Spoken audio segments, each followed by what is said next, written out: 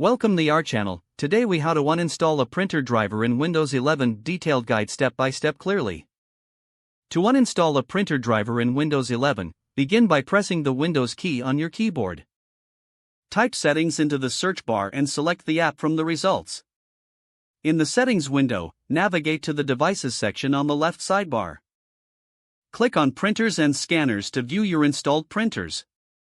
Locate the printer for which you want to uninstall the driver. Click on the printer name to reveal additional options. Select Remove Device to delete the printer from your system.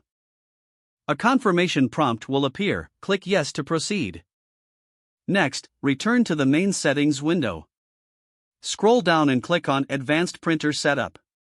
Under the Related Settings section, select Devices and Printers. Right-click on the printer icon and select Printer Properties. Switch to the Advanced tab at the top of the Properties window. Look for the Driver section and click on New Driver. This will open the Add Printer Driver wizard. Click Next to proceed through the wizard until you reach the list of installed drivers. Locate the driver you want to uninstall and select it. Click on Remove to delete the selected driver. Confirm your decision when prompted to ensure the driver is completely removed. After the uninstallation is complete, close all windows.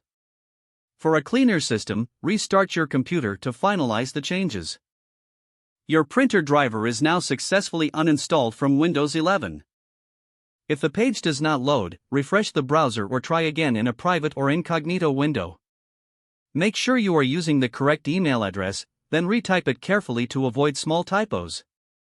If your password is not accepted, use the reset option and create a new strong password you can remember. Check your spam folder for verification or security emails, then complete any requested confirmation steps. Enable two-factor authentication if available to improve account security and reduce unauthorized access risk. After signing in, review your profile details so your contact information and settings are accurate and current. If you see an error message, note it down and try again after restarting your device and internet connection.